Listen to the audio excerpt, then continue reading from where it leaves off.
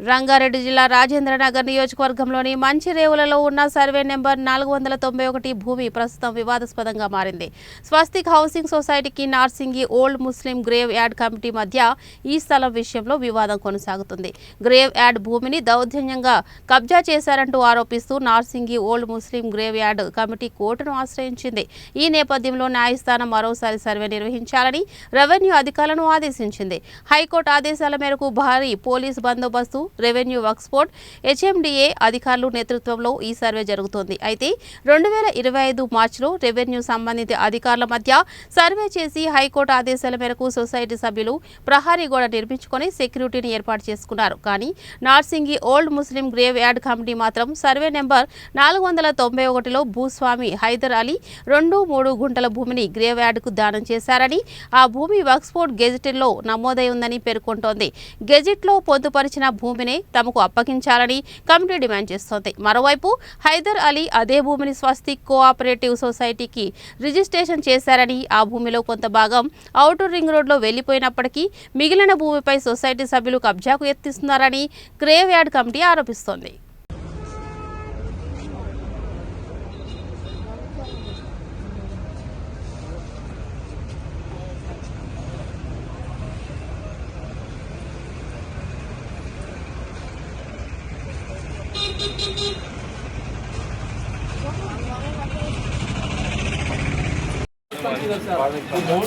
के बाद हमारी 2 एकड़ की कब्रिस्तान के पॉकेट उठा के हमारे को 46 करके दीजिए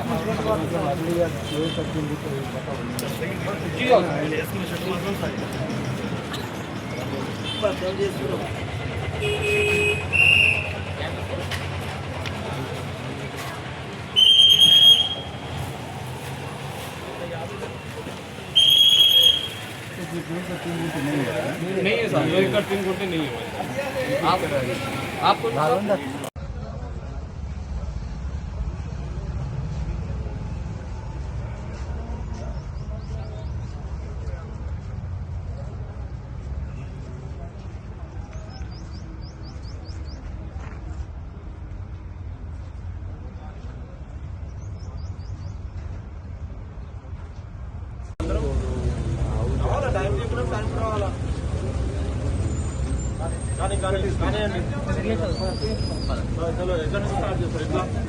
ఎవరైతే సంతకాలు పెట్టిందో వాళ్ళు మాత్రమే ఉంటారు. రిమైనింగ్ వాళ్ళందరూ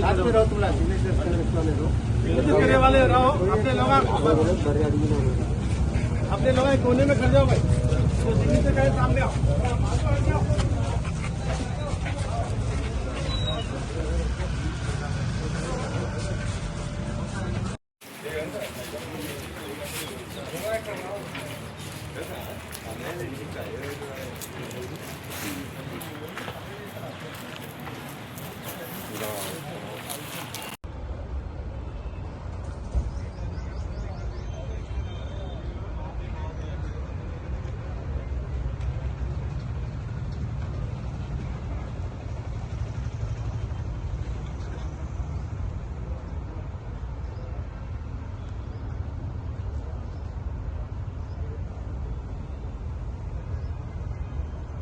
मिलिया शरीफ है, अमीर शरीफ साहब का मैं पोतरा हूँ। मुतवली कब्रस्तान के मुतवली है हमारे दादा।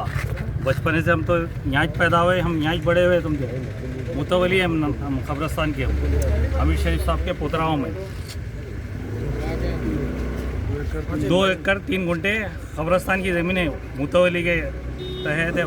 481 सर्वे 491 ए पहला सर्वे नंबर। कितनी ज़मीन है कब्रस्तान? 2 एकड़ 3 गुंठे 2 एकड़ 3 गुंठे मुतवली है हमारे दादा। हमारे मुतवली हाँ नहीं, गुजर गए हमारे दादा, गुजर गए हमारे बाबा, गुजर गए। हम है अब फिलौकत। आप क्या बोल रहे हो? नहीं, मुतवली है बोल के बोल रहे हम। हाँ, कब्रस्तान यहाँ पे क्या हुआ आज? हाँ పాషా, నా ఊరు నార్సింగి. నేను మా జామే మస్జిద్ కమిటీ మెంబరు. నేను గ్రేవ్ యార్డ్ కమిటీ మెంబర్ కిందగా మాకు గజెట్ ఉన్నది. గజెట్లో మాది 2 ఎకరాల 3 గుంటలు జమీన్ ఉన్నది. అది బొందల్గడ్డ. దానిపైన 1 ఎకరం 3 గుంటలు కబ్జా చేసిరు.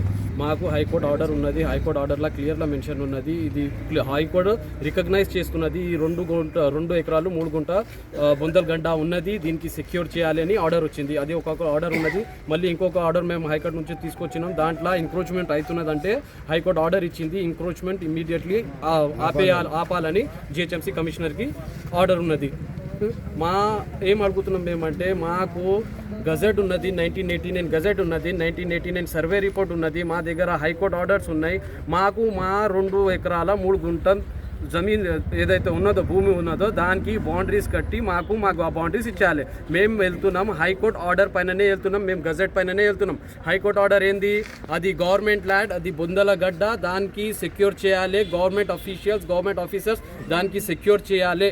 దాని తర్వాత ఎవరైతే ఎంక్రోచ్మెంట్ చేస్తున్నారో దాని వాళ్ళపైన యాక్షన్ తీసుకోవాలి అని హైకోర్టు ఆర్డర్. మేము దానిపైననే వెళ్తున్నాం. ఇప్పుడు సర్వే నడుస్తున్నది. అదే మా రిక్వెస్ట్. మేము అదే అడుగుతున్నాం. మేము ఇప్పటి వరకు చాలా తిరుగున్నాం. మాకు ఇప్పుడు కొంచెం 3 ఏళ్ళ నుంచి తిరుగుతున్నాము. వక్ఫ్ బోర్డు వాళ్ళు సపోర్ట్ చేయలేదు. మేము కోర్టుకి వెళ్తే కోర్టు ఆర్డర్ ఇచ్చింది. దాని ప్రకారం ఇప్పుడు వక్ఫ్ బోర్డు వాళ్ళు కూడా వస్తున్నారు, మాకు సపోర్ట్ చేస్తున్నారు. అంతే కావాలి మాకు 2 ఎకరాలు 3 గుంటలు. ఇప్పుడు దీంట్లో మొత్తం వాళ్ళ బౌండరీస్ కరెక్ట్ లేవు. ఇక్కడ ఉందని ఇక్కడ జరుగుతున్నారు. వాళ్ళు ఇల్లీగల్ కబ్జా చేస్తున్నారు. వాళ్ళు మొత్తం ఔటర్ రింగ్ రోడ్ వెళ్ళిపోయింది ఆల్రెడీ.